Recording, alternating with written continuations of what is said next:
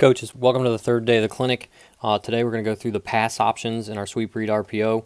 Before we get started, I want to kind of encourage you to check out our whole system. We give you everything you need from start to finish. So we'll give you all of the handouts for the students, the film, the cut-ups, the coaching points, the chalk talk like this. Everything you need to install our up-tempo no-huddle system from start to finish, we give you. Okay. Now, why is that important? Because I'm giving you bits and little pieces of one portion of the offense. Once you have the whole system and you tie all this stuff together, it is so smooth. Our kids absolutely love this system for multiple reasons. And the reason I love this system and the reason we're so successful and score so many points every game and have such a great winning percentage is because we are able to play so fast because the system is so easy to learn. We just absolutely gash teams because the system is a mix of like some veer concepts, some wing tee concepts, and some gap scheme concepts. So it's really hard for a defensive coordinator to scout, but at the same time, it's super simple for our kids to learn because we don't have a lot of concepts. We just run them out of a million different formations and run them very well. Our communication system is on point. Like our kids know before we finish what play we're calling, sending in the hand signals, they know what we're running. They just have it.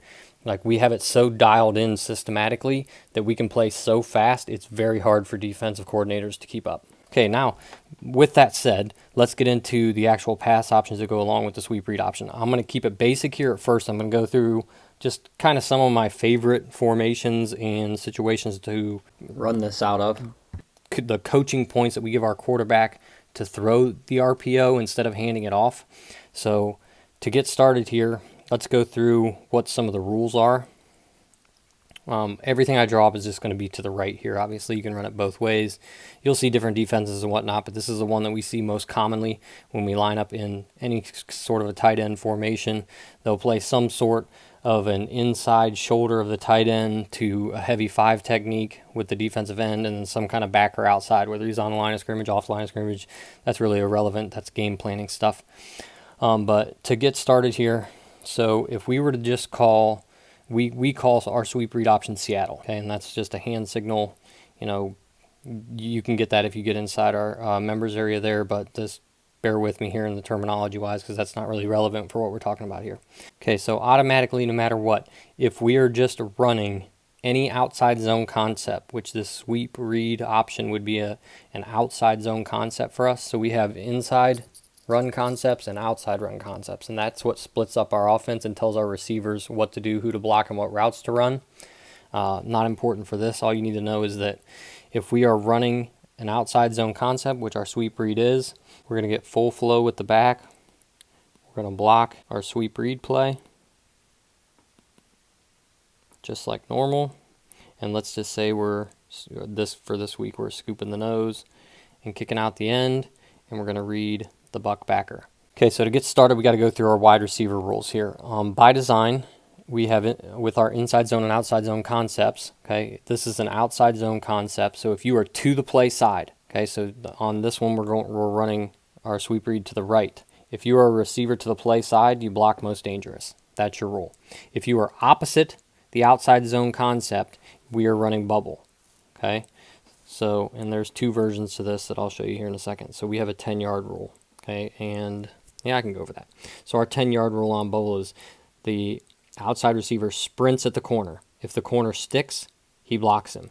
If the corner backpedals past 10 yards, then we peel off and block down on the safety because we're banking on this. Our H-back catching a bubble is going to beat this guy 10 yards off of him every time. Okay, so we run bubble opposite it. Okay, that's any outside zone play. Okay, so the defense sees a lot of bubble and they have to respect it because we will pull it and throw it if it's there. If the pre-snap read is there and we got numbers, we're throwing bubble.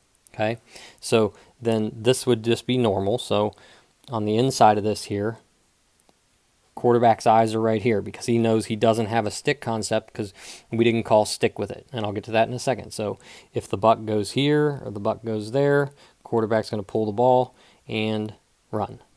Okay. So that's option number 1. Okay, same look. Option number 2 here. Okay, so same thing. Same as. We call the exact same thing. But let's say this week or after halftime or whatever, however you choose to use this, you decide that you are going to run stick this week, meaning you don't want your quarterback carrying the ball. We're going to block same here, scooping. We're going to read this guy. Nothing changes. To the play we are blocking. But now let's say we call Seattle right or sweep read to the right, but we make a stick call. That's telling both of these receivers that they are running slants. Okay, the H is running a stick route, but to the defense it looks like slant. Okay, and the quarterback's eyes are on the buck. If the buck leaves, okay, we're replacing him with the ball. Okay, so that is option number 2. Okay, next look here.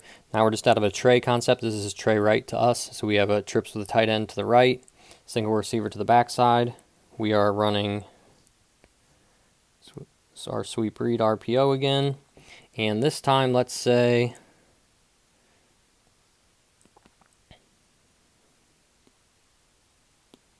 to the play side they're blocking. And let's say we make a stick call on this one. Okay, now what's going to start to happen is after you complete that a couple of times and they realize they got to bump their backers over or we're going to run sweep all day, they're going to start bringing this guy down and trying to light that guy up. So we make what's called a crack call. So if we call Seattle right crack, we'll run a crack route, and this guy will run like he's going to run his stick route, and then he'll go vertical. And as soon as that guy steps, his rule is as soon as he sees the safety step down, he goes vertical. And we score on that a lot, actually. Okay, so there's another look at it. That's one of my favorite formations to actually run Seattle out of, like this RPO in general, for lots of reasons. One, we got numbers to the field. 2, you can run a stick, or you can run the quarterback, meaning we could also do this too. And read this guy, and when he closes we can run, okay, and then we still have blockers for the safety. Okay, now let's go say we're running it with trips left with the tight end. Okay, so we're still running our sweep read to the right here. Okay, now you have a whole bunch of options. Okay, so the rule is opposite of the play call, we are running bubble. Okay, so our rules are the inside receiver always runs bubble, the other 2 block most dangerous. So let's just say that makes the most sense in this situation. And I have a whole course on how to block bubble, when to fold, when to block straight on, how to read defenses, make sure the kids know pre-snap who to block and which way what guys are going, whether they're blitzing or not, how to use different tempos to see the blitz before the bubble comes. That's all inside the members area, so you can get that inside there. Okay, but with the bubble here, okay, if we can do that, we can do a couple of different things. So the first thing that we can do is just make our regular call where we're going to scoop. We're going to read the buck, and the quarterback will pull it if the buck disappears. Okay, because obviously the safety's got to respect the bubble, so if that buck disappears, you got a whole lot of daylight if the quarterback pulls the ball. Second option here is to block the buck, kick out the end, and same thing. Now we're reading the nose. So if the nose disappears and chases the back, we can pull it there. Okay. And then the third option, let me get a different color here. The third option is to make our switch call, which we're reading the buck. Okay, quarterback's eyes are on the buck. The inside receiver is going to run a slant and replace, so we can replace him with the ball and throw it. We got a slant, and then our rule is if we're in any kind of trips and we're running outside, or we make a stick call in any trips formation, the backside runs slant, and a streak. Okay, so if this nosy guy comes down here and starts trying to take away the slants, you got a low corner probably trying to take away a fade route, so you can win that, take a shot there. Or if the corner's back here, and that's fine too, we're just running him off, but the the goal is to throw this anyways. Okay, so this is just a high low that you only need to tell your quarterback, right? Nobody else on the offense needs to know that if the corner's back here, this guy's never getting the ball, because you want him to run his route full speed. If he's down here, then this guy knows he's allowed to take a shot, and this guy knows that anytime he has a low corner, there's a good possibility that he's getting the ball. And again, all this happens so fast that the pulling and blocking and all that stuff is completely irrelevant. They don't have time to get there. This is a one-step throw no matter what. It's catch, throw. Okay? The flash fake is all done by the tailback rolling over the mesh. Like, the fake comes from the tailback, not the quarterback. Okay, this is we call this formation big. Let's say you want to get a different guy the ball, right? So we have different ways to formate our receivers so that different guys can catch the football. If we want our Y or our Z or our H catching the stick route, then we can formate it as such. Very simple adjustments in our system. Okay, let's say we are running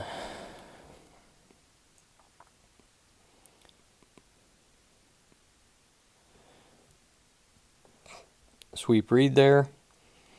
Our rules are bubble. Okay, so now let's go over pre-snap when you would want to automatically throw the bubble.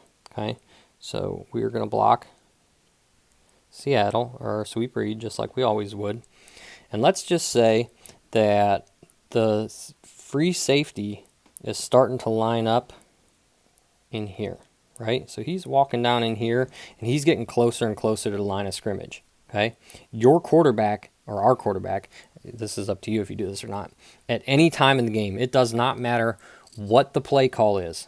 If we have a situation where we have a coverage that we like, meaning let's just say they're playing off a little bit because they're worried about us running our outside zone to them, or for whatever reason they're worried about getting beat deep, something where they're just, let's just say the backers are at 5 yards, normal depth, 5 to 6 yards, the corners at 6 to 8, typical high school football, but they're bringing in this safety because they're worried about our quarterback running here, they're worried about the stick route in here, and we're just killing them with those things. Okay, so that's the coach's first adjustment. That's what they're going to do. Okay, that's fine. The quarterback's going to pull the ball, and he's going to throw bubble. Okay, and he is allowed to do that on any of our outside zone concepts. It is just a built-in rule. If bubble is there, we throw bubble because we can score on that a lot. Okay, because our guy catching the ball in space against anyone, we'll make sure we're in the right formation, whether it's the H or the Z, to make sure that the guy we want is catching that ball. Now, we do have a couple of other rules. Okay, so let's just say, let me draw a new one up here. Okay, last year, the last few seasons, we had a Mr. Football finalist on our team. Okay, which is voted the top football player in the state. Okay, and he was one of the finalists for Final Four kids. Okay, so he was pretty good. He was also our H-back, so he was this guy right here. We wanted him to touch the ball in as many ways as possible. So we had a twist. We have a twist call in our system that tells the two receiver side that they just flip-flop alignments. So our Y is going to line up where our H would normally line up, and our H is going to line up where our Y would normally line up. So basically it just puts the H on the outside. Okay, can't run bubble out of this, obviously, because you're not going to run a Y with your split end or your tight end type kid who's lined up on the line of scrimmage. Running a bubble there opposite of Seattle wouldn't make any sense, right? So we're still running, let's just say we're still running our sweep read. And we can hand it off if it's there, obviously, but this is just another look.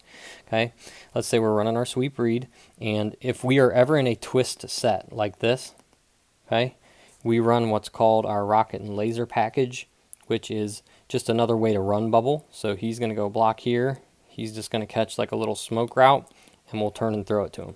So if, again, that safety's getting nosy and we're in a twist concept, we don't run bubble if we're in a twist package. Okay, so in a look like this, we're just running our little quick screen, catch it and go. And we score on this a lot, and you'll see it on film inside the members area when you join.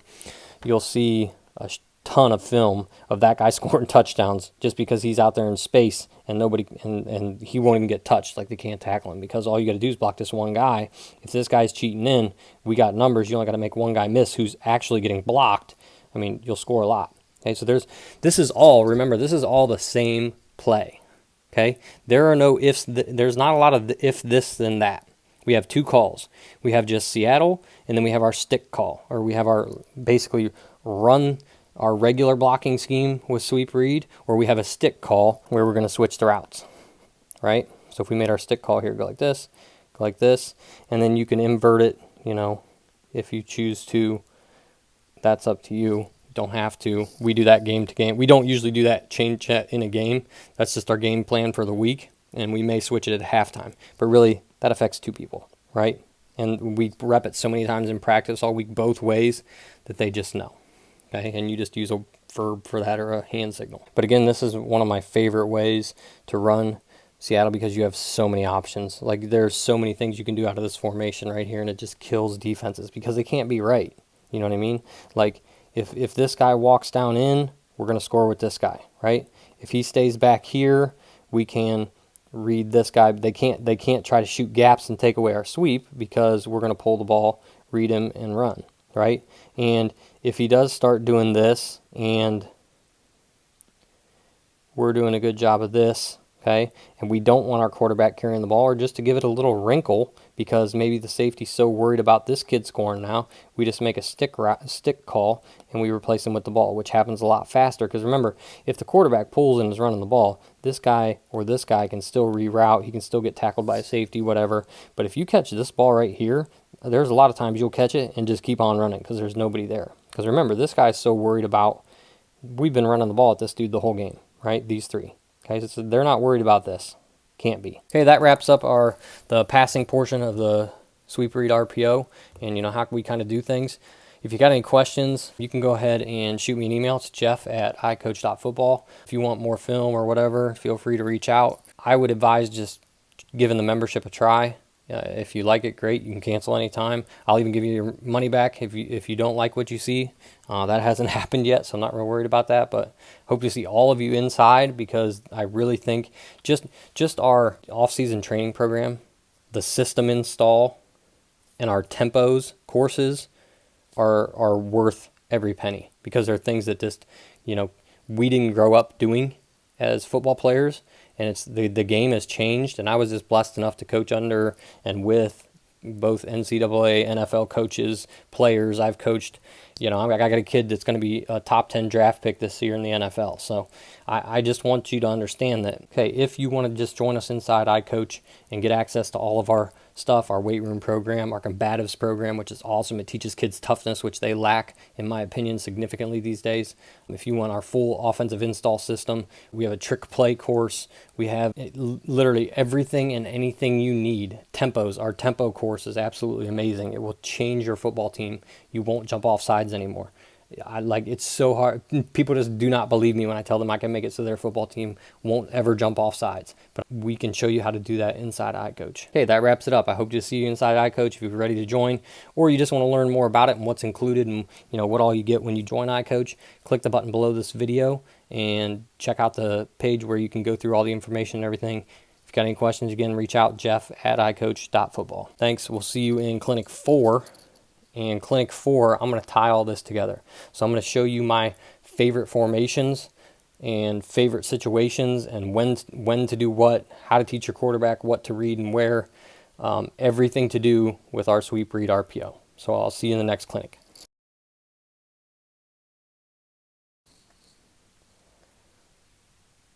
Okay, in part 3 here of the clinic, we're going to go through the pass options that go along with our buck sweep RPO.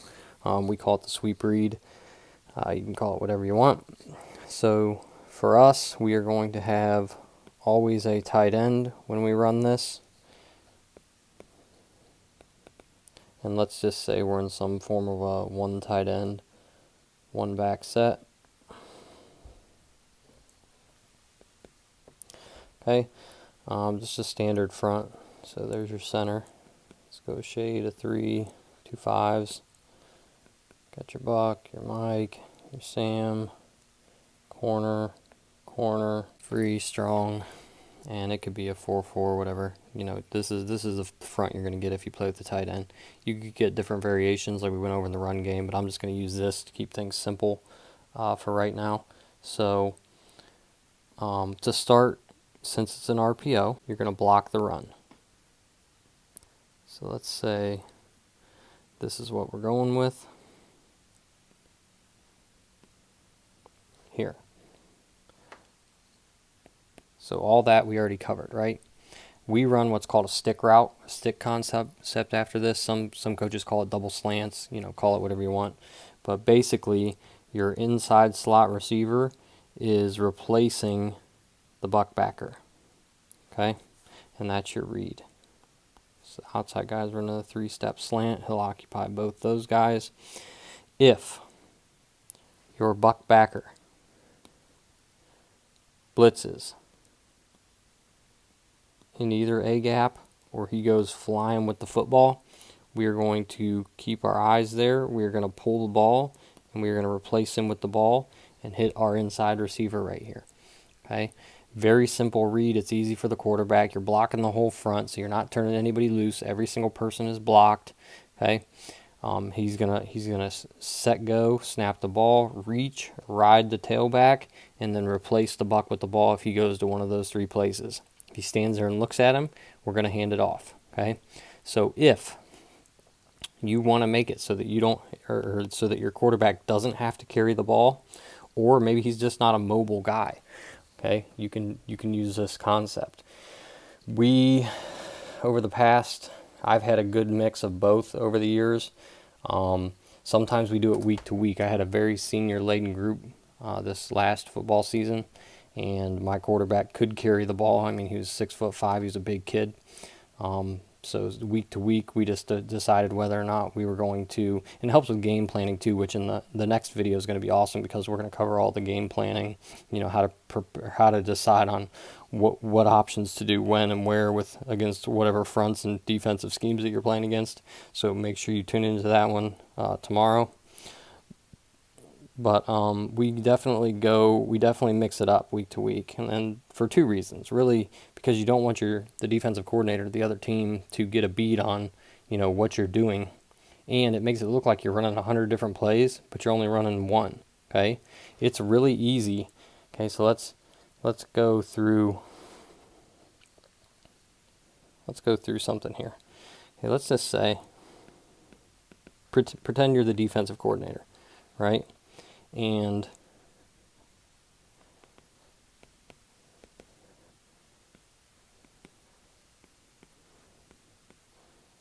all week you had a solid game plan, right? You're going to leave this guy, you're going to leave your buck backer standing right there, okay? That's all fine and dandy. Here's what you're going to do. So you got this great game plan because last week you saw the quarterback kept carrying the ball because nobody was blocking the buck backer. So you're just going to leave him there or even creep him up down in here, right? Okay, so instead of, so this all stays the same, right? We already talked about that, so that's never changing, okay? So let's just say that since we know he's going to stand there, at halftime, we find that we go in, we make an adjustment. Shoot, you can do this in the middle of the game if you've coached it up all year, but you go into halftime and you say, hey, we're going to run stick. So let's just say the whole first half you were running stick and it was worthless because he was just standing there looking at you, so you were stuck handing it off every time, which is not a problem, right? But let's say we want to give them a wrinkle and really start screwing with this guy. Let's make this buck backer do exactly what he's coached to do and be wrong. Okay, what do I mean? Well, coach said all week that they're never going to block me, that I'm never going to get blocked, right? Anytime I see them guard the center pulling, I'm never getting blocked, right? Okay, so here's what you do. There's your halftime adjustment. And you switch him to a hitch, right? Everything else stays exactly the same. Now you're not going to read this guy, you're going to block him, and we're going to read him. Now he's coming upfield going, okay, what do? Do I go this way? Do I stay with the quarterback? Now you're putting the whole defense in a bind. You got 2 kids questioning their coach, which we all know is the absolute worst thing that can happen, okay, in the middle of a football game. Because then they start pointing fingers, they start wanting to know what to do, and from there it's, you're going to score at will, right? Because they're going to think both of them are going to think they're wrong all the time or right all the time, and it's just going to be a mess, okay? So mix it up. Do a good amount of reading the buck and throwing the ball, the stick route, block the buck, right? And let the quarterback carry it a couple times. hand it off, right? Block the nose, read the buck, and pull it and go with the hitch. You can mix any of these three things up, okay? And you can just keep one each week. So if week 1 you do one option, week 2 go to a different one, week 3 go to another one. If you have a mobile quarterback, you can really do any of the three of these and really mess with the defense, right? So you're literally, to your guys, you're running the same play. You're just making either a stick call, right? Or you're just running it like you're normally coached, meaning scoop the nose, block the end, read the buck, right? Or if you make a stick call, we're telling this guy knows, hey, I'm running the stick route, and light up the scoreboard.